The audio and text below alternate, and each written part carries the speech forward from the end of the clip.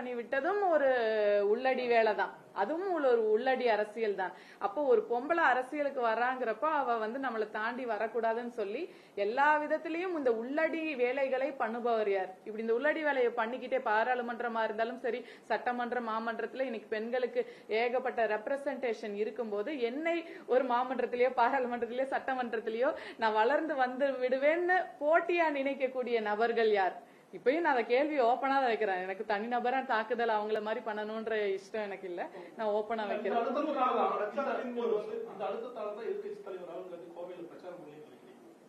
அப்படியெல்லாம் இல்லைங்க, அப்படியெல்லாம் நம்ம சொல்ல இல்லைங்க. நான் சந்திச்சேன் திரு ராகுல் காந்தி அவர்களை ஏர்போர்ட்ல சந்திச்சேன், நான் பார்த்தேன். இன்ஃபேக்ட் கேசி வேணுகோபால்ஜி கட்டாயமாக நீ இளைஞர்களோட நம்பிக்கையா நீ இந்த உள்கட்சி பூசல்களை எல்லாம் தூக்கி வீசு, நீ போய் இளைஞர்களை சந்தி, நீ நேர்மையான பொண்ணு, நீ நல்ல வாக்கு வாங்குவேங்கிற நம்பிக்கை எங்களை போன்ற எல்லா தலைவர்களுக்கும் நம்பிக்கை இருக்குது.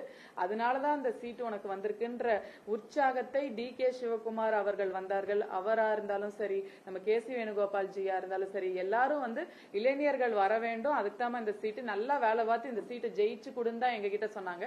இதுல இந்த சில பேர் தாங்க அந்த உள்கட்சி பூசல்.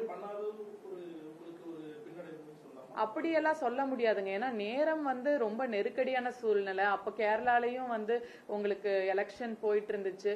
அதனால அவர் ஒரு தேசிய தலைவர் எல்லா இடத்துக்கும் பிரச்சாரம் பண்ண முடியாது. நான் அவரை நான் இந்த இடத்துல குற்றம் சாட்டலைங்க.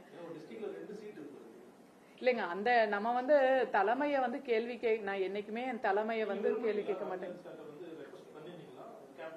இல்ல, நாங்க நிக்கிறோன்றத சொன்னோம், அதற்கான பிளெஸிங்ஸ் அவர் கொடுத்தாரு. அவருக்கு நாங்க நிக்கிறேங்கிறது தெரியும். ஏன்னா யூத் காங்கிரஸ் கோட்டால 2 சீட்டு போயிருக்குங்கிறது அவரோட ஆசீர்வாதத்துலதான் எங்களுக்கு சீட்டு வந்ததெல்லாம் உண்மை. அவர் மீது எனக்கு எந்த குற்றச்சாட்டும் இல்லைங்க. ஆனா இது நம்ம ஒரு விஷயத்தை எடுத்து முன்னிறுத்தி நம்ம அரசியல் செய்யும் போது இந்த மலிவான அரசியல் செய்து நம்மள ஒரு மன உளைச்சலுக்கு உண்டாக்குறது தான் நம்மளுக்கு சங்கடமா இருக்கு. ஏன்னா ஊழல் குற்றச்சாட்டுங்கிறது சாதாரண விஷயம் இல்ல. அவங்க சும்மா காத்து வாக்குல சொல்லிட்டு போயிருவாங்க, நான் இந்த ஊர்ல இருக்கிறேங்க. அது உண்மையிலேயே நம்மளுடைய கேரக்டரும் நம்ம ஃபேமிலியோட கேரக்டரும் தெரிஞ்சவங்க இது பொய்ன்னு சொல்லிட்டு போயிருவாங்க. பட் இந்த பொய் பரப்புரையை திரும்ப திரும்ப சொல்லும் போது அது உண்மை என்று மக்கள் நம்புவதற்கு ஒரு சான்ஸ் கொடுக்க கூடாதுன்னு தான் நான் பிரச்சனை இன்னைக்கு சந்திக்கிறேன்.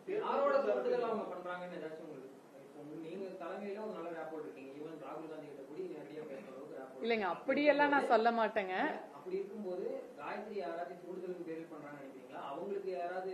இல்லைங்க, அவங்களுக்கு காயத்ரி அவர்களுக்கு எனக்கு தெரிஞ்ச ஒரு சுய விளம்பரம் தேடுறாங்க. ஏன்னா இந்த பொண்ணு ஆல்ரெடி நின்னு தோத்து இருக்குது, கட்சியில தொடர்ந்து ஈடுபடுதுங்கிறப்போ ஏதாவது உள்ளாட்சி தேர்தல் அவர்களுக்கு போட்டியா வந்துருவேன்னு நினைக்கிறாங்களா? ஏன்னா எனக்கு எந்த பொலிட்டிக்கல் ஃபேமிலி பேக்ரவுண்டும் இல்ல. அதனால இந்த மாதிரி 2 மீடியால ஒரு அவதூறு பரப்புனா, ஏன்னா யூஸ்வலா மென்டாலிட்டி என்னன்னா 2 மீடியால நான் ஒரு பொம்பளை பிள்ளைய பத்தி, அரசியல் இருக்கிற பொம்பளைய பத்தி 2 மீடியால வந்துச்சுன்னா போதும், அதோட பெண்கள் ஒதுங்கி அரசியலுக்கு வந்துருவாங்க. வீட்டுல இருக்கிற ஹஸ்பண்ட் ஆகட்டும், எதுக்கு உனக்கு இந்த தலைவலி, பேசாம வீட்டுல இருந்தா சொல்லுவாங்க.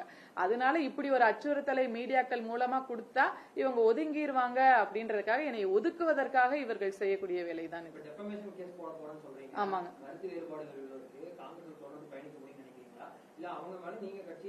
இல்லைங்க, நான் விலகணுங்கிற இன்டென்ஷன் இல்ல. ஆனா விலகணும், இவங்க ஆல்ரெடி விலகிட்டாங்க, இவங்க அங்க போயிட்டாங்க இங்க போயிட்டாங்கிறத அவங்க சொல்ல வேண்டியதில்லை. ஏன்னா சில விஷயங்கள் ஒரு தனிநபருடைய விருப்பம், அது எங்கேயுமே இல்லாத போது இவங்க ஏன் இவ்வளவு ஒரு விலகணும்னு விரும்புறாங்கன்னு எனக்கு புரியல. தேர்தல் பிரச்சாரத்தின் போது உள்ளூர் நிர்வாகிகளுடைய செயல்பாடு, காங்கிரசுடைய உள்ளூர் நிர்வாகிகள் உங்களுக்கு எந்த அளவுக்கு ஒத்துழைப்பு கொடுத்தாங்க, எந்த அளவுக்கு வேலை செஞ்சு? இல்ல, உண்மையான தொண்டர்கள் அனைவரும் வேலை செய்தார்கள். இந்த மாதிரி காயத்ரியை போன்றவர்கள் தவறான கருத்துக்களை முன்வைத்தார்கள். சில மாநில பொதுச் செயலாளர் அவர்கள் போராட்டம் மேற்கொண்டாங்க. அதை பத்தி நான் பொதுவெளியில சொல்ல விருப்பம் இல்லைங்க. அது யாரு, அதுக்குதான் ஒரு கமிட்டியை தலைமை அமைச்சு இருக்குது, அதை அவங்க பாத்துக்குவாங்க நான் நம்புறேன்.